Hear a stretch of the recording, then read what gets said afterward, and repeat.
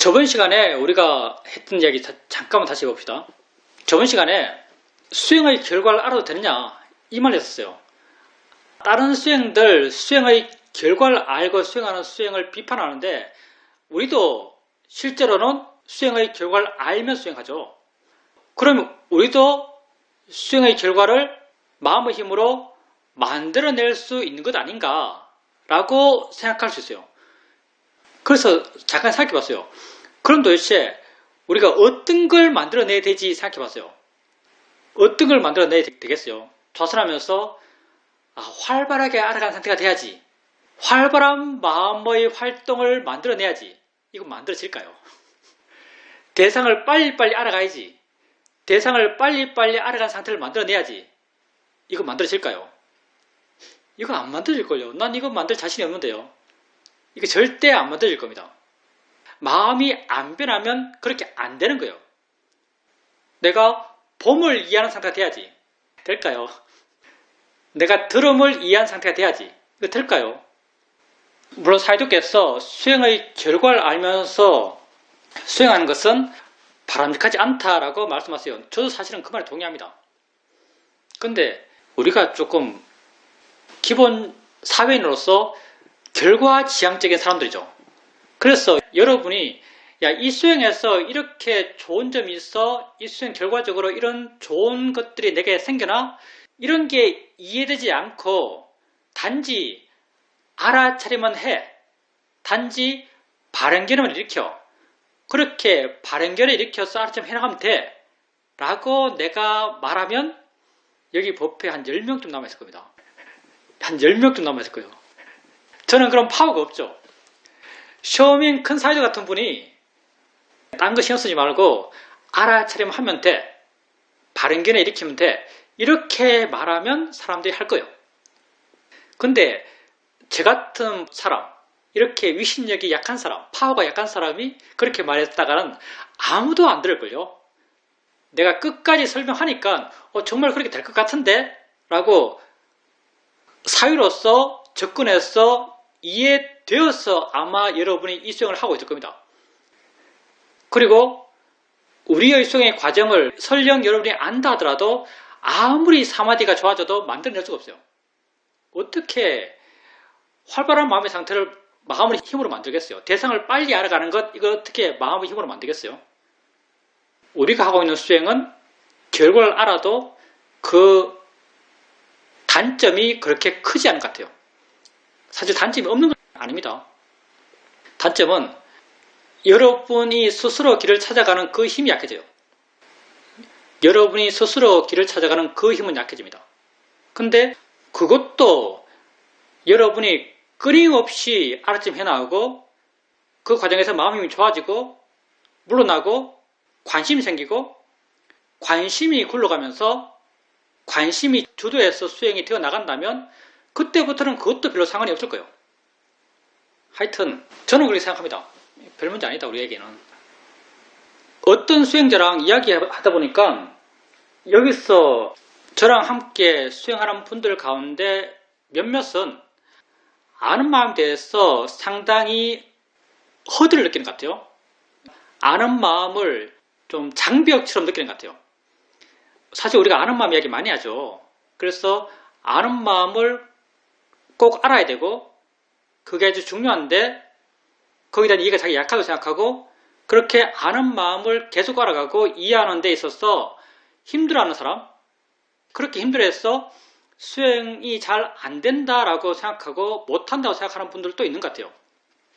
근데 아는 마음보다 훨씬 중요한 거는요, 알아차림 하는 겁니다.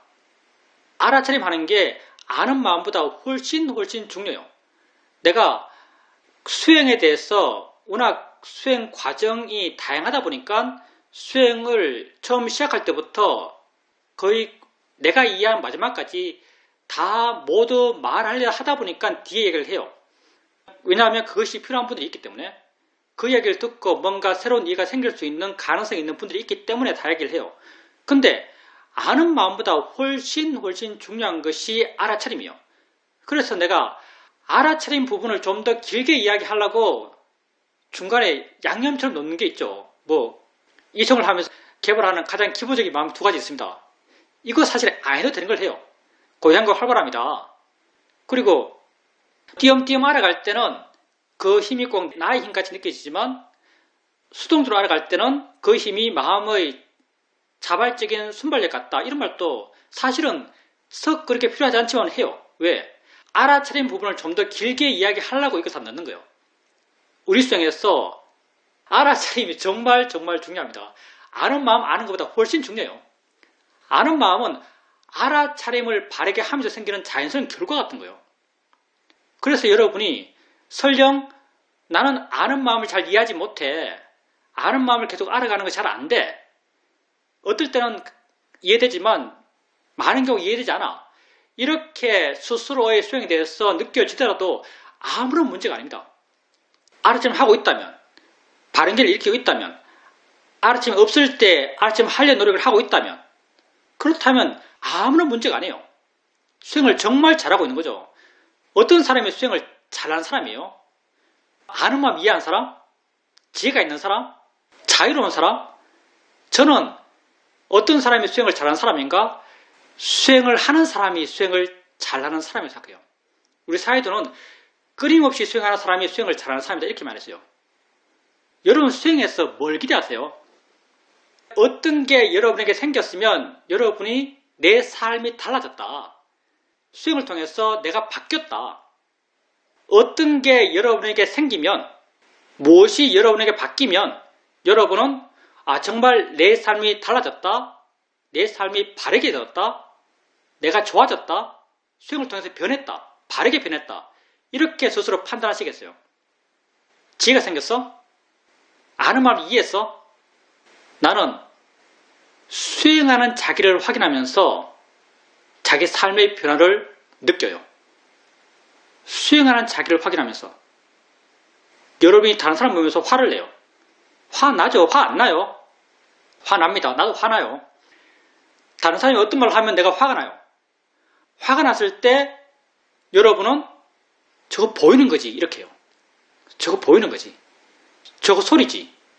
마음이 화내는 거지 이렇게 해요. 세상에 많은 사람이 있어요. 어떤 사람이 사실 어떤 사람이 아니죠. 어떤 마음이 마음 상태가 어떻길래 화나는 상황을 만났어. 저거 보이는 거지. 소리일 뿐이지. 마음이 화내는 거지. 대상이지. 이렇게 할 수 있을까요? 마음이 어떻길래? 마음이 정말 좋아서 할 수 있는 일이에요. 누가 이렇게 하겠어요? 이렇게 한다는 게 무슨 뜻이겠어요? 바르게 보려고 하는 거죠. 왜? 정말 자기가 체험 하는 것은 보이는 거니까. 정말 내 삶에 진짜 있는 것은 소리니까. 정말 화를 내는 것은 내가 아니고 마음이 화내는 거니까. 그게 진실이잖아요. 그게 참된 거죠. 그렇게 진짜를 알려고 하는 마음을 내는 사람. 기본적으로 마음이 어떻길래 그렇게 할 수 있을까요? 정말 마음이 좋았어. 정말 마음이 힘이 있었어. 정말 마음에 지혜가 있어서 그걸 하는 거예요. 나는 내가 정말 변했구나. 내 삶이 달라졌다라고 느끼는 건 수행하는 나를 보면서 달라졌다고 느껴요. 정말 가치 있는 건 수행하는 거죠. 수행을 왜 하는가? 나는 수행을 왜 하는가라고 누가 물으면 수행하려고 수행한다고 말하고 싶어요. 수행하려고 수행하는 거예요. 수행하는 것이 수행의 목적이죠. 뭘 다른 걸 갖고자 하겠어요? 아는 마음 이해하는 게 뭐 그리 중요하겠어요? 마음에 지혜가 있는 것, 그것 또한 뭐 그리 중요하겠어요? 수행하려고 할 때 여러분 마음에 이미 지혜가 있어요. 수행하려고 할 때 여러분 마음엔 이미 선하려는 의지, 참되려는 의지, 바르려는 의지가 있어요. 그러니 수행하는 것, 그게 우리의 목적이죠. 단지 수행하려 하십시오. 그게 알아차림이죠. 다른 게 중요한 게 아니에요. 아는 마음은 이렇게 수행을 해가면서 알아차림 해가면서 마음이 좋아져 가면서 알게 되는 어느 한 과정의 이야기예요. 그리고 이건 약간 나의 수행적 경험에 어느 정도 기반해요. 내가 그렇게 했거든요. 내가 수행했던 그 수행의 과정은 굉장히 좁은 길이에요. 왜? 그냥 그 길 따라 쭉 갔으니까요. 내가 아는 것이 이거밖에 없기 때문에 내가 아는 마음을 이야기하고 마음을 이야기하고 마음의 성질을 이야기하고 그거 함께 있는 대상의 성질을 이야기하고 이 뒤에 함께 있는 연기를 이야기하고 그리고 이것의 이해를 통해서 다른 알무 일어남에 대한 이해를 이야기하고 모든 게 똑같은 일어남이라고 이해하고 다 이게 나 이해의 길이에요. 내가 이렇게 이해해서 여러분에게 이렇게 이야기하는 거예요. 그러면 이것 말고 없는가? 이것 말고 없을 리가 없죠. 이것 말고 없을 리가 없습니다. 그래서 아는 마음이 중요한 게 아닙니다. 알아차림이 중요해요. 수행의 가치를 결과에 두지 마세요. 수행의 가치를요, 수행하는 데 두세요. 수행하는 마음 그 자체가 이미 평범한 마음이 아니에요. 지혜 있는 마음, 힘 있는 마음, 바른 마음일 때 수행하는 마음을 일으킬 수 있습니다. 수행하고 있다면 여러분은 삶을 바르게 살고 있는 거예요. 그리고 끊임없이 수행해 나가다 보면 자연스럽게 수행하는 것의 가치를 알아요. 그리고 수행하는 자기를 보면서 바르게 산다고 스스로 동의해요. 마음이 동의해요. 그래서 수행하는 자기를 보면서 마음이 굳건해져요. 이게 신심이죠. 마음이 만족해져요. 그리고 의미를 느끼죠. 근데 내가 의미 느끼는 대상이 뭔가? 수행하고 있는 자기의 모습이요. 수행하고 있는 나의 모습은 뭔가? 수행하고 있는 나의 모습이 따로 특별할 때 하는 게 아니죠. 수행하고 있는 나의 모습이 내가 살고 있는 모습이요. 사는 거 그게 나죠. 내가 있어서 사는 게 아니에요. 사는 거 그게 나예요. 근데 내가 만족하고 기뻐하는 건 내가 살고 있는 거예요. 들으면서 들음을 이해하고 들음을 향해 알아차림하고 느끼면서 느낌을 향해 알아차림하고 보면서 봄을 대상으로 알아차림하고 자연의 이치와 대상이 하고 있고 이게 나의 삶의 모습이잖아요. 이런 삶을 살아가는 것 그게 나예요. 그러면 내가 의미 느끼고 가치 느끼고 기뻐하는 게 무엇에 가치 느끼고 기뻐하고 의미 느껴요? 내 삶, 곧 나 자신이요. 나는 나에게 의미를 느껴요. 나는 나에게 가치를 느껴요. 내 기쁨의 원천, 그게 내 자신이죠. 근데 내 자신은 내가 살아있는 한순간도 나를 떠날 데가 없어요. 여러분이 수행한다면 정도의 차이가 있을 뿐이지 이런 마음이 반드시 있어요. 여러분은 여러분 자신에게 기뻐해요. 내 기쁨, 행복의 원천이 나를 떠날 수 없는 것이에요. 무엇에 의지하겠어요? 난 나 때문에 행복한 거예요. 근데 나는 항상 있어요. 그럼 나는 항상 행복해요. 그게 이 수행을 통해서 여러분 마음에 자연스럽게 생겨나는 거죠. 그러기 위해서 해야 될 것, 그게 알아차림입니다. 알아차림이 가장 중요해요. 우리 수행 자체가 알아차림 명상이에요. 사티파타나입니다. 아는 마음을 이해하고 이해하지 않고 이건 상당히 국부적인 거예요. 사실은. 아주 수행의 부분일 뿐입니다. 그렇게 알아차림하려 하십시오. 단지 수행하려 하세요. 수행의 목적은 수행하는 겁니다. 수행한다면 만족할 수 있어요. 그런 경험 안 하나요? 정신없이 샤워하다가 어느 순간 자기에게로 마음이 돌아와서 알아차림하고 있어요. 그럼 뭔가 다르다고 느껴질 겁니다. 설거지하다가 습관처럼 설거지하다가 어느 순간 마음이 돌아와서 수행 모드가 되면서 알아차림하면서 설거지해요. 그럼 뭔가 다르다고 느껴져요. 다 이게 지혜의 느낌입니다. 수행의 가치를 멀리에서 찾지 마십시오. 수행의 가치를 지금 여러분이 하고 있는 수행에서 찾으세요. 이건 철저하게 이 입장을 견제해야 됩니다. 수행의 목적은 수행하는 것 자체다. 수행하는 것 자체에서 수행의 의미를 찾길 바랍니다. 찾을 필요도 없어요. 여러분 수행하면 거기서 의미를 찾습니다. 질문입니다. 다른 사람들과 이야기를 하지 않거나 대중교통을 탈 일이 없으면 전반적으로 마음의 상태가 참 좋다라고 느껴집니다. 그런데 요즘 모임도 많고 어디 다닐 때도 많아서 대중교통을 이용하게 되고 그리고 모임에서 내가 말을 좀 적게 해야겠다라고 마음을 먹고 그렇게 참석하면 말하려는 마음이 생기면 이 말을 꼭 해야 되는가 라는 질문이 나옵니다. 그러면 많은 경우 그 말을 할 필요가 없다는 것을 알 수 있습니다. 그래서 말을 하지 않게 됩니다. 이렇게 말을 하지 않게 되면 수행이 잘 된다고 스스로 느껴지고 내 스스로도 좀 무게감이 느껴집니다. 그런데 또 어떨 때는 분위기에 휩쓸려서 옛날에 했던 대로 그렇게 말을 많이 하게 됩니다. 말을 많이 하게 되면 마음이 자연스럽게 들뜨게 되고 마음 상태가 안 좋아집니다. 말을 하면서 알아차림을 한다는 것이 그렇게 쉬운 일이 아니구나 라는 것을 다시 한번 알게 됩니다. 그리고 삶에서 어떤 문제가 있고 내가 어떤 선택을 해야 될 때 거기에 대해서 답이 명확하지 않을 때는 스님에게 배운 대로 좌선을 하면서 마음이 좀 고해졌을 때 그 일을 생각하고 그 일을 객관적으로 지켜보면서 어떻게 해야겠다라고 답을 정합니다. 이렇게 답을 정했을 때는 마치 지혜가 있어서 지혜의 마음으로 그 결정을 한 듯 느껴집니다. 그런데 실제 그렇게 결정한 대로 일을 해 나가다 보면 그게 지혜가 결정한 것이 아니다라는 것을 알 수 있습니다. 내 이기심에 욕심의 마음으로 그런 결정을 했다라고 알게 될 때가 있습니다. 삶에 문제가 생겼어요. 선택을 해야겠죠. 뭘 선택할지 모르겠어요. 그리고 좌선을 해요. 좌선을 하니까 마음이 고요해지고 그 문제를 좀 객관적으로 보게 되고 나름 마음에서 이렇게 하면 되겠다고 결론이 나와요. 그때 결론 낸 마음이 지혜인가 아닌가는요.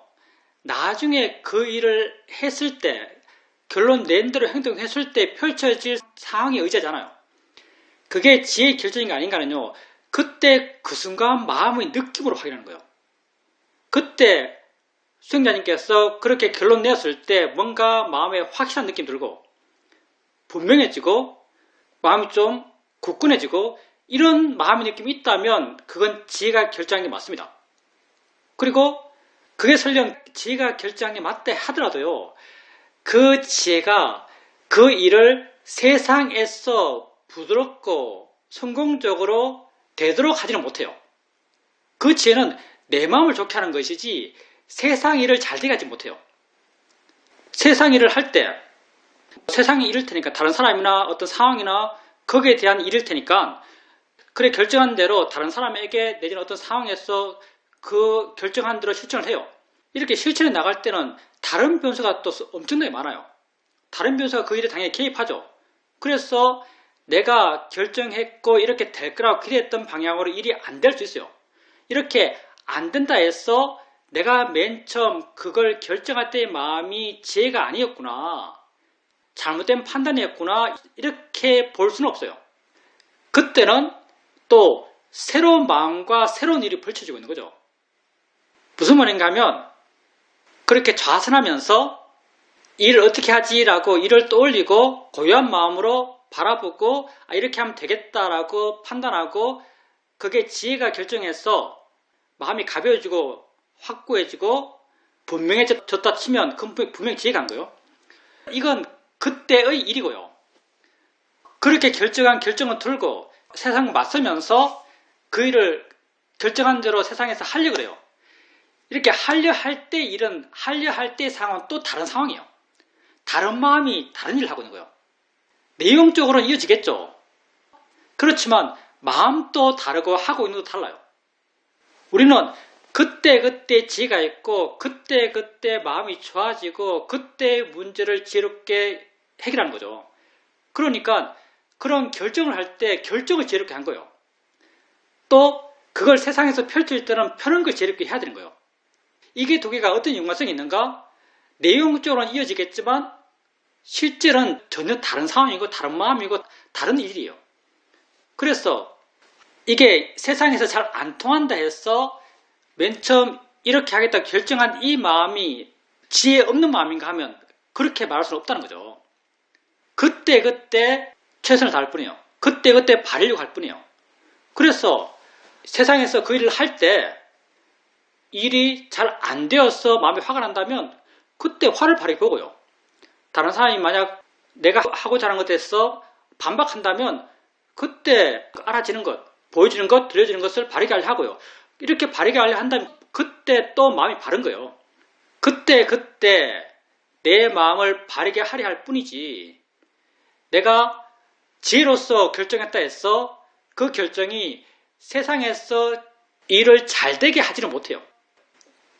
우리가 번뇌가 많고요. 마음이 약하기 때문에 말하면서 마음이 평온하기가 쉽지 않습니다. 근데 말하면서 마음이 평온하기 쉽지 않은 이유가 뭐냐면요. 실제로는 우리가 말의 내용에 대해서 이미 사전적으로 가치를 두고 있기 때문에 그래요. 내 말이 상대에게 이해돼야 된다. 내 말을 통해서 상대가 내게 동의해야 된다.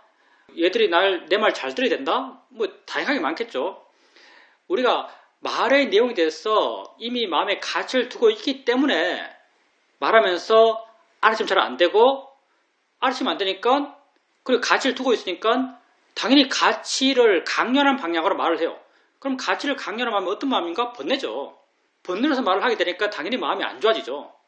그래서 내 같은 경우, 내가 가장 말하면서 RSM 하기 편한 시간, RSM 제일 잘 되는 시간이 언제냐면 지금이에요. 법회하면서 말하는 것에 대해서 RSM 하는 게 제일 쉬워요. 이게 왜 쉬울까요? 여러분이 이해하든 이해하지 않든 별로 신경 안 쓰니까 쉬운 겁니다. 여러분이 알아듣든 못 알아듣든, 여러분이 동의하든 동의하지 않든 별로 기대하지 않기 때문에 쉬운 거예요. 오직 내 자신에게 충실하기 때문에 쉬운 거예요. 나는 내가 하는 말에 대해서, 이 말에 대해서 스스로 수긍하고, 나는 내가 하는 말들이 대부분 다 지혜의 말을 생각하고요. 이 말 하는 것이 옳고 바르다고 내가 스스로 알기 때문에, 나에게 충실하기 때문에 말하면서 알아차리는 게 굉장히 쉬워요. 그리고 말의 내용 또한 지적 내용이요. 이건 약간 선택받은 거죠. 말 자체가 선하고 바르고 옳은 거에 대해서 하는 말이기 때문에 이건 약간 나의 직업적 어드밴티지예요, 일종의. 그러면 수행자님은 어떻게 할 것인가? 말 안 할 수 있다면 말 안 하는 게 좋을 수도 있습니다. 이 말이 필요한가라고 스스로 물어봤을 때 필요 없는 경우가 정말 많아요. 근데 또 말해야 될 때가 있겠죠. 말해야 될 때 그 말의 내용에 대해서 가치 부여를 해야 되는가에 대해서 한번 생각해 보세요. 내 말이 꼭 관철되어야 되는가 라고 한번 생각해 보세요. 수행자님의 말을 상대가 이해하지 않아도 상관없어. 동의하지 않아도 상관없어. 오직 내가 이렇게 말해야 되기 때문에 하는 거야. 이렇게 자기 기준이 명확하다면 말하면서 알아차리는 게 어렵잖아요. 그리고 자기 기준이 분명한 상태. 사실 자기 기준이 분명한 게 다 지혜거든요. 이렇게 지혜로서 말하는 게 옳아라고 알아서 말할 때, 그때는 내 기준을 명확히 하면서 말하는 거예요. 이렇게 말하면요, 상대에게 기대가 별로 없어요. 그냥 말하는 거예요. 왜? 내가 지금 말해야 되니까. 내가 지금 말할 때니까. 이런 내용을 내가 표해야 되니까. 나를 원인으로 말하는 거예요. 이렇게 나를 원인으로 말하게 되면 마음이 내 안에 있어요. 그리고 알아차리기 쉬워요. 그러면 수행자님께서 말하고 나서 마음이 안 좋아지고 말할 때 번뇌로 말할 때는 어떤 기준에서 말하는가? 보면은 상대를 기준으로 말해요. 상대를 기준으로 해서 말한다고요. 그 애가 내 말을 이렇게 알아들을 거야. 그 애가 내 말에 대해서 이렇게 반응할 거야.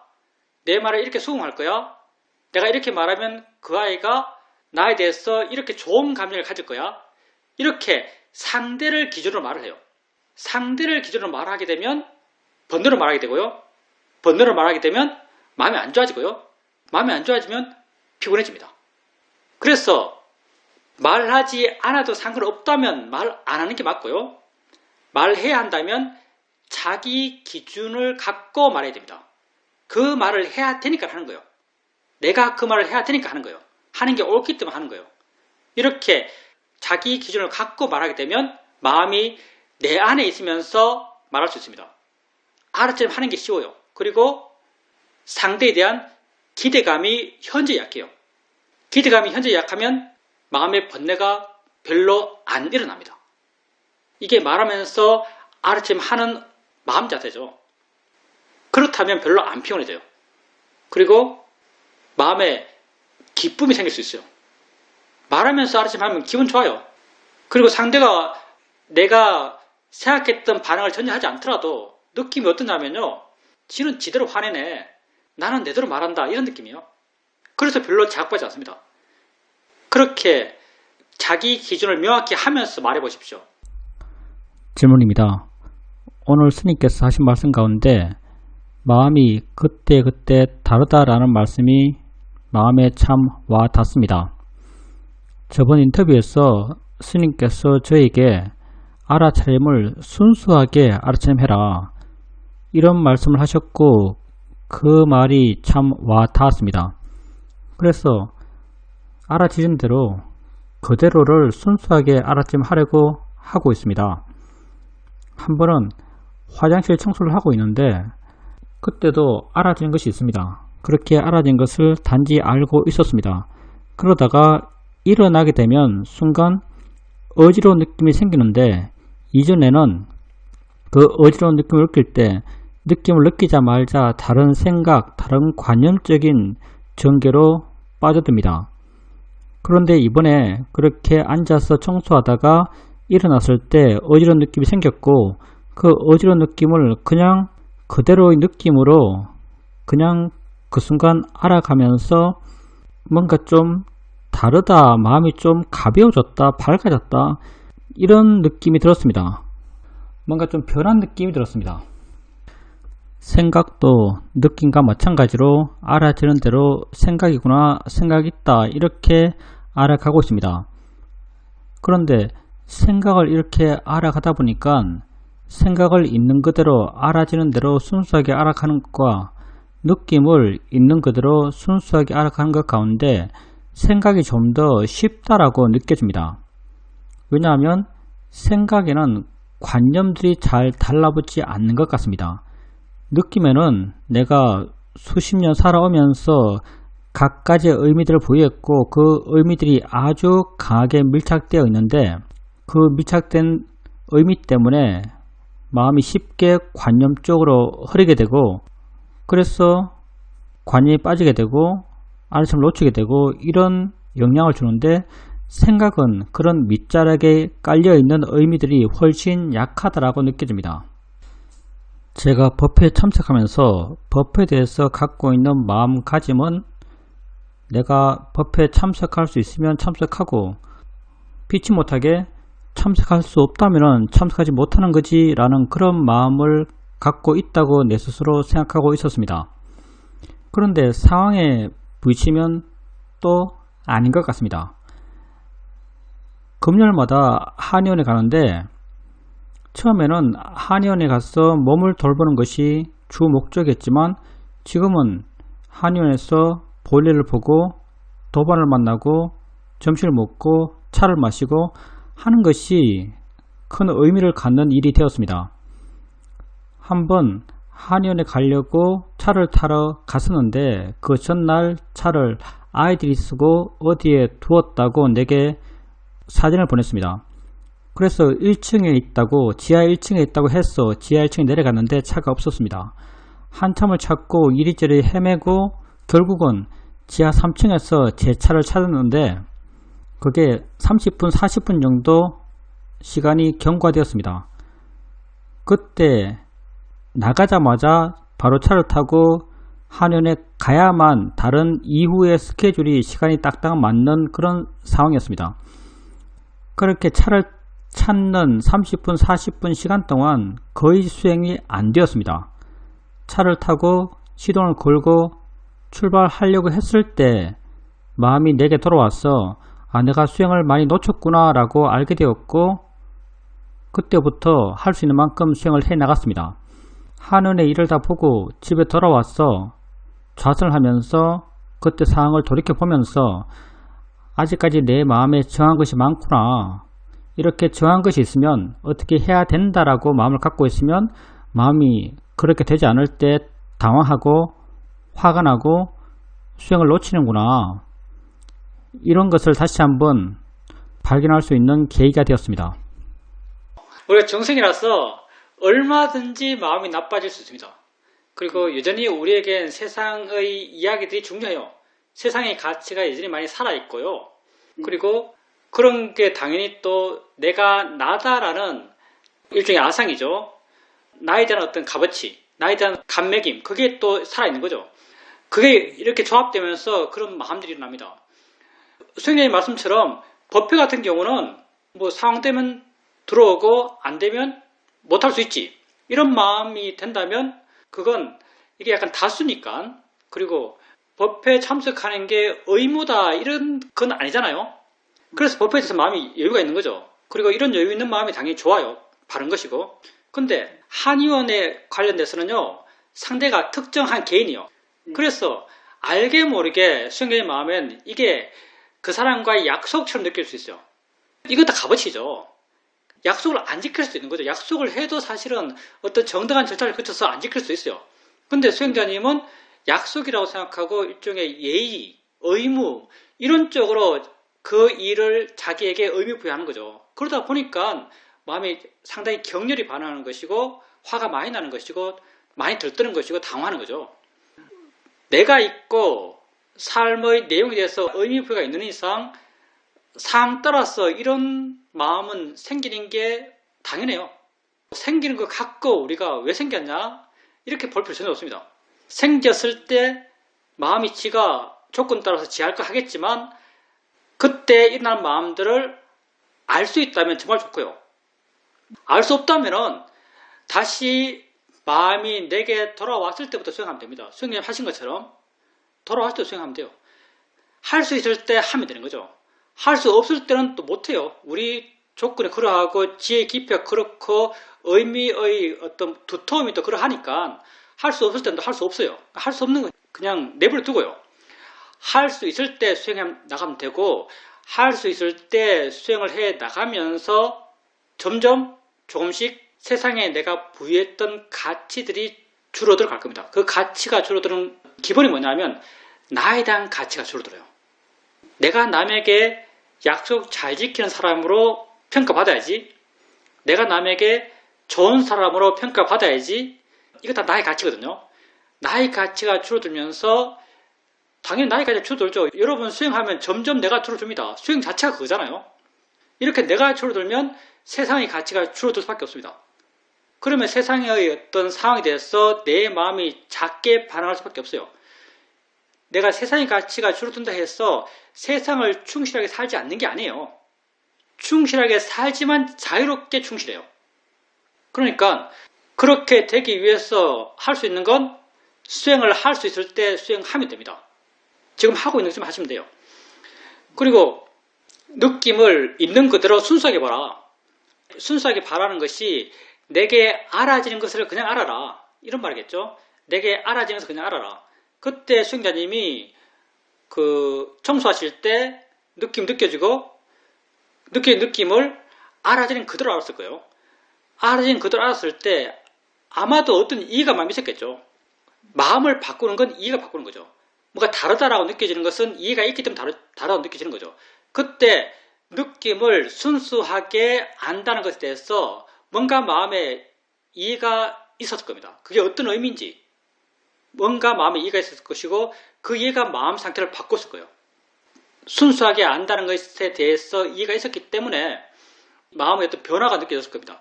그리고 생각을 있는 그대로 아는 것이 더 쉽다라고 말씀하셨는데 생각은 의미의 편차가 정말 많아요. 생각은 의미의 편차가 정말 많거든요. 그래서 생각에 대해서 어떤 이해가 있고 느낌에 대해서 어떤 이해가 있을 때 그 이해의 깊이가 똑같다고 만약 가정한다면 느낌의 편차, 느낌에 대해서는 우리가 그게 어떤 느낌이냐에 대해서 작지만 그 의미가 거의 모든 느낌에 다 어느 정도가 있는 것 같아요.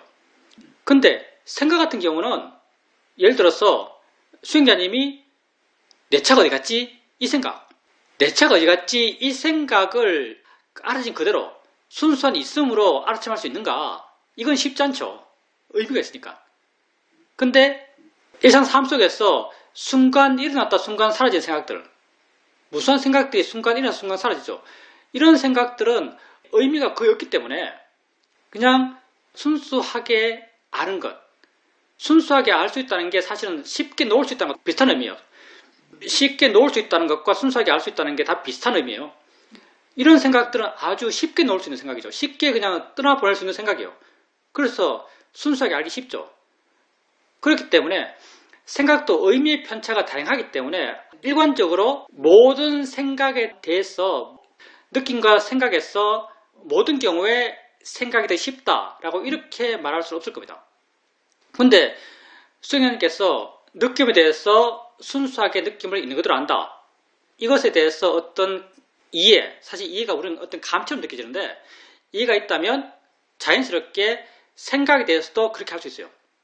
아마 그런 이해가 자연스럽게 생각에도 적용됐을 겁니다. 다 같은 원리, 같은 이치거든요. 알아진다는 게 사실 다 같은 이치예요. 그리고 나아가서 소리나 보이는 것은 느끼면서 어렵겠는데요. 순수하게 본다. 보이는 것은 관념이 더 강해서 한번 해보십시오. 보이는 것은 순수하게 본다. 이게 다른 것보다 더 어렵다고 느껴질 수도 모르겠어요. 어찌되었든 하나의 일어남에 대해서 이해가 생기면요. 다른 일어남에 대한 이해 또한 자연스럽게 따라옵니다. 그리고 아까 말할 때 나에 대해서 굳건히 기준 두면서 말을 했을 때 상대가 내 말에 대해서 예를 들어 화로 반응한다. 그럴 때 마음의 어떤 태도가 저 사람은 지 성질대로 지 화내네. 나는 내 할 거 해야지. 이런 식의 마음이 돼요. 근데 이런 식의 마음이 됐을 때 그래도 내가 상황에 조화롭게 말을 하고 있다는 것을 알아서 그런 마음이 드는가? 그런 것 같지는 않고요. 왜 이런 마음이 드는가? 내가 이 말을 하는 것이 옳다라고 알아서 이런 마음이 드는 것 같아요. 이 상황에서 이런 말을 하는 것이 적당하다고 알아서 이런 마음이 드는 것 같아요. 사실은 이게 상황의 조화로운가는요. 말을 하기 전에 지혜의 마음이 있다면 그 지혜가 그 말을 하기 전에 그 판단을 할 거예요. 이 말이 적당한가, 상황이 맞는가, 할 만한가 이런 거에 대해서는 하기 전에 마음이 판단할 것이고요. 그 말을 하면서는 이 말 하는 게 옳아, 이 말 하는 게 적당해 라고 알면서 물론 지혜 있을 때 상황을 가정하는 거예요. 이게 확인돼요. 내가 하고 있는 것에 대한 일종의 나의 믿음이죠. 이런 게 마음에 있으니까 상대가 마땅히 해야 할 반응을 하지 않고 하지 말아야 할 반응을 했을 때 그때 나는 내가 하는 게 옳다고 알기 때문에 내 할 걸 그냥 해요. 그래서 상대가 보이는 반응에 대해서 마음이 자유로워요. 이때 그렇게 느껴지는 거죠. 그래서 그때 내가 이 상황에서 좋아 있는 말을 하고 있어라는 그런 암은 모르겠어요. 내 경우는 아닌 것 같아요. 나는 이 말 하는 게 이 상황에서 맞아, 적당해, 옳아 라는 그런 암이 있기 때문에 내가 하는 말에 대해서 스스로 떳떳하고 스스로 믿음이 있어서 확고하고 이렇기 때문에 그 말에 대한 다른 사람의 반응에 대해서 충격받지 않는, 물론 자유로운 그런 마음이 되는 것 같아요. 질문입니다. 오늘 법회에서 스님께서 삶에 어떤 문제가 있을 때 그 문제를 마음이 고요할 때 그 문제를 객관적으로 보게 되고 봄을 통해서 어떤 결론이 나고 그 결론이 났을 때의 마음의 느낌이 가볍고 부드럽고 자유롭고 밝고 확고하다면 그건 지혜가 한 것이고 지혜가 한 것을 그 느낌으로 알 수 있다고 말씀하셨습니다. 그리고 그때 상황 따라서 그때의 마음이 있을 뿐이라고도 말씀하셨습니다. 그렇게 지혜가 하는 것을 믿고 따라야 한다라고 이해되는데 또 한 번은 스님께서 마음이 하는 말을 믿지 말아라 이런 말도 하십니다. 생각을 믿지 말아라 이런 말을 합니다. 그건 아마도 그 생각을 하는 마음이 번뇌이기 때문일 것 같습니다. 그런데 삶 속에서 수많은 상황 속에서 우리가 그 생각을 번뇌가 하는지 지혜가 하는지 어떻게 알 수 있을 것이며 또 그 느낌들을 번뇌가 만들어낼 수도 있는 것 아닌가라는 생각도 합니다. 그 기준이 과연 명확할까라는 생각이 듭니다. 우리 마음에서 절대 속일 수 없는 것, 그게 옳은지 그런지를 아주 분명하게 보여주는 우리 몸과 마음에서 일어나는 게 느낌이에요. 마음의 느낌. 마음의 느낌은 만들어낼 수가 없어요. 마음의 느낌을 통해서 그게 옳은지 그른지 알아요. 아까 내가 뭐 밝아진다, 분명해진다, 굳건해진다 이렇게 말한 게 사실 다 마음의 느낌이요. 그런 마음의 느낌을 그렇게 표현한 거죠. 마음의 느낌을 통해서 이게 옳은지 그른지 알아요. 지혜인지 아닌지 알아요. 우리가 어떤 결론을 내고 이게 지혜의 결론인지 그런 마음의 느낌을 통해서 알 수 있습니다. 이건 상당히 분명히 알 수 있어요. 그리고 이건 지혜가 낸 결론에서 우리가 믿어요. 물론 그 순간의 믿음이에요. 사실은요. 그 순간의 믿음입니다. 지혜가 항상 하지 않기 때문에 우리가 정말 항상 지혜롭다면 그 순간에 지혜가 낸 결론을 하면서도 계속 지혜롭겠죠. 근데 그때는 지혜 판단을 하겠지만 다음 순간엔 그렇게 실천하려고 그러면 아까운 생각, 양보를 통해서 내가 느끼는 자괴감 이런 게 생길 수도 있습니다. 마음은 그때그때 마음이에요. 그때그때 마음에 충실할 뿐이에요. 우리는. 그리고 그때 마음이 좋은가 나쁜가는 마음의 느낌으로 알 수 있어요. 그러면 그때 마음의 느낌이 항상 분명한 것도 아니고 미세할 수도 있지 않은가라고 말할 수도 있어요. 근데 이 수행을 계속해 나간다면 지혜가 사실은 계속 생기고요. 지혜 있을 때를 계속 체험해요. 그리고 지혜 있을 때를 계속 체험하게 되면 지혜 있을 때에 대해서 점점 예민해집니다. 많이 체험하면 예민해져요. 이렇게 예민해지면 지혜의 느낌이 뭔지 내가 분명히 알아요. 지혜 있을 때 지혜 있다는 걸 내가 분명히 알아요. 그래서 수행자의 말씀처럼 이게 지혜의 마음이 낸 결론인가 아니면 번뇌의 마음이 날 속이려고 하는 말인가 이걸 헷갈려 할 일은 사실 별로 없습니다. 지혜 있는 사람은 마음을 안 믿는다. 그 말 자주 해요. 나만 하는 게 아니고요. 사이도도 자주 말합니다. 지혜 있는 사람은 마음을 안 믿는다. 마음을 안 믿는 게 사실 생각을 안 믿는 거죠. 지혜 있는 사람은 생각을 안 믿는다. 이런 말을 자주 합니다. 근데 믿어야 될 건 뭔가? 지혜가 하는 말. 지혜가 하는 결정은 믿어야죠. 왜? 지혜는 나의 행복을 위한 결정을 해요. 부처님께서 자등명 너에게 의지해라 했는데 그때 너는 뭔가? 그때 너는 지혜의 마음이다 이렇게 말하죠. 지혜가 보여주는 결정은 나를 위한 결정이라 해도 틀리지 않았어요. 그래서 믿을 건 지혜의 마음을 믿어야 돼요. 왜? 그건 정말 나를 위한 거니까. 근데 번뇌의 마음은 나를 위한 마음이 아니죠. 화의 마음은 나를 괴롭히려 하는 것이고 욕심의 마음 또한 나를 하여금 욕심내게 하는 마음이죠. 그럼 이게 지혜인가 번뇌인가? 지혜인가 번뇌인가는 말로 설명이 좀 애매하지만요. 느낌으로 압니다. 번뇌인지는 모를 수 있어요. 왜냐하면 번뇌 자체가 깜깜한 마음이니까 번뇌를 알고 있는 마음 또한 깜깜하기 쉽겠죠. 그래서 번뇌가 결론 낸 것에 대해서는 이게 번뇌인가 지혜인가라고 고민할 수 있겠는데 번뇌인가 지혜인가 고민된다면 거의 번뇌라고 생각하면 틀리지 않을 거예요. 번뇌인가 지혜인가 고민되면 거의 번뇌예요. 근데 지혜가 낸 결론이다. 이건 사실은 지혜에 익숙한 사람이 이걸 모를 수 없어요. 이게 지혜가 낸 결론이라고 모를 수가 없어요. 지혜의 느낌이 너무나 분명하기 때문에 이게 바른 결론이다. 이게 옳다라고 모를 수가 없어요. 어떤 수행하는 분이 샤오민 수행은 자연의 이치 대상이다. 이거 두 개만 알면 된다. 이렇게 말씀하시기도 해요. 자연의 이치다 대상이다.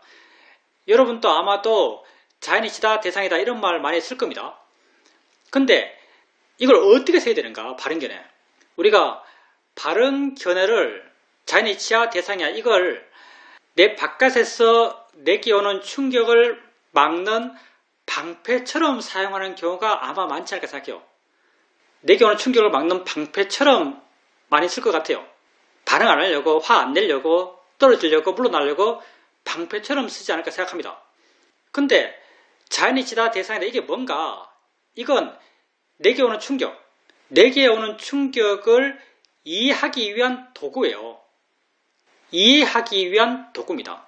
그러니까 내게 뭔가 들린다면 들림의 일어남을 자연의 이치로서 이해하라고 자연의 이치란 말을 하는 거예요. 들리는 소리를 대상으로 이해하라고 대상이야 라는 말을 일으키는 거예요. 그렇게 이해의 주제를 준 거죠. 이해하기 위한 도구입니다. 내게 오는 충격을 막기 위한 방패가 아니고요. 내 앞에 어떤 벽을 쌓기 위해서 쓰는 어떤 주문이 아니에요. 그래서 여러분이 수행하면서 자연의 이치야, 대상이야 이렇게 할 때 알아들이는 대상을 향해서 이렇게 해요. 느낌이나 소리나 생각이나 알아지는 대상을 향해서 자연의 이치야 대상이야 이런 발견을 일으켜요. 그러면 알아지는 대상을 자연의 이치로 이해하려는 마음을 일으키고 알아지는 대상을 단지 대상일 뿐이야라고 이해하려는 마음을 일으키는 거예요. 이해 내용이 제시된 거죠. 그리고 만약 여러분이 수행을 하면서 뭔가 여러분이 이해를 할 거예요. 아까 어떤 수행자는 순수하게 안다. 그게 어떤 의미인지 이해했죠. 순수하게 안다. 그러면 이게 바른견이에요. 순수한 암, 이게 바른견이 되는 거죠. 왜냐하면 순수한 알미라는 그런 마음의 태도를 취하면은 마음이 가벼워지고 마음이 부드러워지고 마음이 물러날 거예요. 왜? 그런 지혜가 작용할 거니까. 자기에게 일어나는 것에 대해서 이해가 생긴다면 자기에게 일어난 이해가 자기의 바른견이가 돼요. 단지 자니치다 대상이다 이건요. 특정한 이해가 아직 없는 사람들, 특별히 자기 마음에 와닿는 지혜의 내용이 없는 사람의 경우에 이 말을 설하라고 하는 어느 정도까지는 수행 초반기의 사람들에게 주어지는 아주 일반적인 지혜의 내용이에요. 근데 여러분이 수행에 나가면서 여러분에게 와닿는 이해의 내용이 있는데도 여전히 이걸 배웠으니까 난 이걸 세야지 하면서 자니차 대상이야 이렇게 할 필요는 전혀 없습니다. 출발 과제로 주어지는 거예요. 수행에 가면서 자기 마음에 와닿고 그런 지혜의 방향을 쉽게 일으킬 수 있고 그런 지혜의 방향을 일으키면 그 방향이 쉽게 이해되어서 마음이 좋은 방향으로 더 쉽게 변한다면 그런 이해를 일으키는 것이 자기에게 훨씬 더 바른 수행이고 바른 수행 상태를 가져옵니다. 그래서 바른 견해가 여러분 마음을 보호하기 위한 방패가 아니고요. 바른 견해는 알아지는 대상을 이해하기 위한 지혜의 내용이고 그런 방향으로 이해를 시도하라는 도구로서 여러분에게 주어진 거예요. 우리가 대상을 왜 하는가? 대상을 이해하기 위해서 아는 겁니다. 대상을 없애기 위해서 아는 게 아니에요. 대상을 이해하기 위해서 아는 것이에요. 그래서 우리가 지혜 명상이죠. 이해하려고 수행하십시오. 관심을 일으키는 것도 이해하기 위한 마음이 되기 위해서 관심을 일으키는 거예요. 모든 게 이해하기 위해서 하는 겁니다. 알아차림을 계속해 나가는 것, 그것도 이해하기 위한 마음의 조건이 되기 위해서 그렇게 하는 거죠. 항상 그렇게 되기 위한 가장 기본적인 마음 자세는 나에 대한 관심이에요. 자기에게 관심을 가지십시오. 세상에 내 빼고 관심 가질 게 없어요. 왜? 내가 세상이니까요. 여러분 빼고 세상이 어디 있겠어요. 자기에게 관심을 가지십시오. 그리고 바른견을 일으키면서 그 바른견의 지혜의 내용의 방향으로 자기에게 일어나는 것을 이해해 가십시오. 이 방향으로 반항하는 거예요. 이 방향으로 반항하면 이해가 생깁니다. 마음이라는 게 정말 좀 이상해서 능력자라서 마음이 능력자라서요. 그 방향으로 계속 보면 이해가 생겨나요. 자연의 이치지 하고 계속 보면요. 아, 자연의 이치가 뭐구나 하고 이해가 생겨나요. 물론 그게 전제가 필요하긴 하죠. 부다께서 바르게 가르쳤다는 전제가 좀 필요해요. 근데 부다께서 바르게 가르쳤다는 것은 2500년 동안 증명되어 온 겁니다. 여러분에게 말하고 나도 아주 제한적이지만 어느 정도까지는 증명을 한다고 생각해요. 부다의 가르침이 옳다고 내 스스로 인정할 수 있는 그런 이해들, 그런 암들은 나도 있다고 생각하거든요. 그렇기 때문에 2500년 동안 그 부다의 가르침이 바르다는 게 증명되어 왔으니까 우선 믿어보고요. 그 방향으로 자기를 이해해 가보십시오.